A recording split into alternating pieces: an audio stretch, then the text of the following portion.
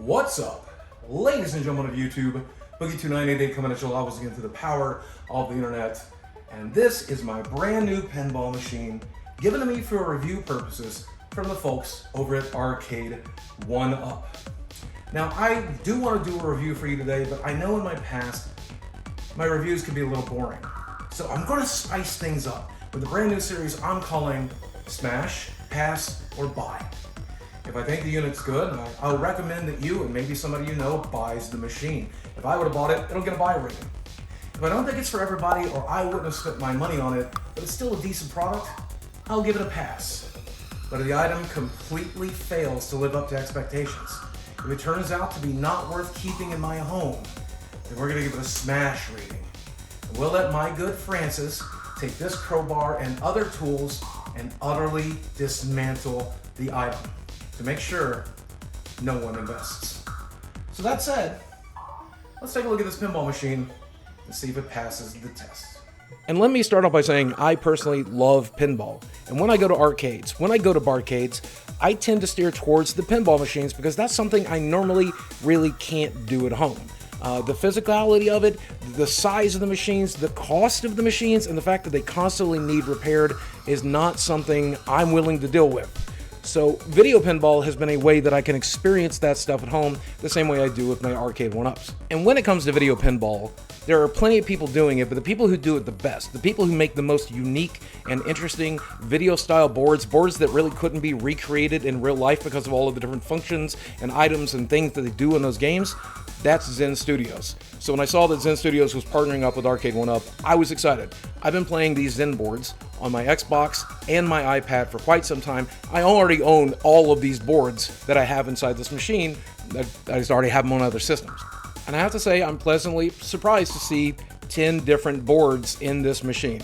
Normally Arcade1up, you're lucky to get 4 games, 8 games, but 10 games in one system is a pretty good investment. And even if you don't play the Marvel pinball machine, you should definitely play these boards at some point because they do so much stuff that you can't do with physical boards, like having characters pop out of the machine itself, affect the ball, affect the machine, the scoring modes. There's so much that's unique here that Zen Studio really just brings to the table that nobody else really does. And when it comes to the machine itself, I mean, it is gorgeous to look at. The art on the sides are fantastic, the marquee is beautiful, and it's not the full-size pinball machine experience you're used to. It's not much bigger than a Teenage Mutant Ninja Turtles Arcade1up, so it's probably going to fit in your home, and it definitely fits in mine right next to my other arcade machines. Now, that's not to say that the machine is perfect, though. I do feel like they definitely cut some corners, and after doing a little bit of research, I think I have proof. For example, my dot matrix, which I'm so glad got included, has some weird lines in it. I don't know if that's in all of them or if mine just malfunctions a little bit, but either way, it's a little jarring and not what I was expecting. And then there's the screen itself, which I thought at first was just a low-quality screen at 720p, but it turns out that the game itself is putting out in 720p, but the machine itself is capable of 1080p. So it looks like they chose to cut some corners on the processor to make it faster, more responsive, or just so they could spend less on the microchip itself. But either way, that really should have been a 1080p screen. And since I'm used to playing these boards on my giant 4K television, I immediately noticed the difference with these stupid old eyes I have. And even though they cut that corner, I have to say I'm still really enjoying this board because they went above and beyond in other areas. Whenever you press a flipper, it makes a flipper popping sound. Whenever you hit a bumper on the board, that also makes a tactile sound. The launcher feels great and looks great too. I mean, they didn't have to do all of that, but they did, and I'm really glad they did. It really adds to the pinball feel, and it's very different from holding a controller on your couch. So how much would you expect to pay for this? The same price we used to pay for an Arcade1up, around $300-400? Maybe $600 because it's got so many bells and whistles and features. Would you believe $749, and that's marked down from $849? This is an insanely expensive unit, and that price outclasses it for a lot of gamers and a lot of Arcade1up collectors. This is not something you're getting for your kids' room. This is for die-hard pinball fans and die-hard collectors, not just your average everyday gamer, and that kind of sucks. But if you're someone who wants to collect these, somebody who loves pinball, loves video pinball, and wants to stand in the machine and have that tactile feel, it might be worth your money. So with all that said, what do you think? Should I let Francis smash it? Do you think it's a pass? Do you think it's a buy? I gotta know in the comments section below, but let me think about it for a second. You know what? I'm gonna keep it. I'm really glad I got it, actually, as a review copy.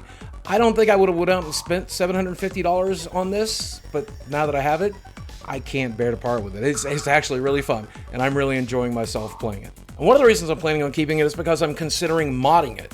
And this time, it's actually really easy to mod. In fact, I'm gonna link to a video about modifying it down below, but if you're willing to spend a little extra after getting a hold of one of these machines, you can use it to play all the Zen pinball machines and more. You got to get a license from Arcade1up, and they're willing to work with modifiers this time to make it happen, but you can do it, and they made it easy. And so I think that should be considered when we're evaluating this board. So my final grade, though, I think is a pass for your average consumer, but for the die-hard collectors, for the pinball aficionados, for the people who crave that tactile feedback of playing pinball in their home and they don't want to spend $10,000 getting an actual pinball machine that they're going to have to waste even more money on repairing, this is a very reasonable option. I actually find myself playing this one quite a bit, and considerably more than my other Arcade1ups. I mean, most of those are just furniture for me, but this is a device that I keep coming back to time and time again as an excuse to stand up and play some pinball, you know, like arcade machines were meant to do, just a minor distraction throughout the day. In closing, big thank you for Arcade1up for all of the machines they've given me over the years. And big thank you for sending me out this one. I was definitely not going to buy it. I'm so glad I have it now, though. It actually makes me start looking at the Mars Attack machines, because I remember those old boards. I've definitely played those. I would like to go back and play those boards in real life, so I might actually end up purchasing that one because you sent me this review copy. Good job. If you like this review and you want to see more, do me two favors. Number one, drop a like on this video, hit subscribe if you haven't, turn on that notification bell, but go down to the comment section and tell me which Arcade1up machines that I have missed you would like to see a review on. What would you like to see more reviews of? Which items would you like to be in this series of Smash, Pass, or Buy? And let me know what you want to see either loved, hated, and destroyed, or so on and so forth. Guys, as always, thanks for watching. I love you very much, and I will speak with you again soon.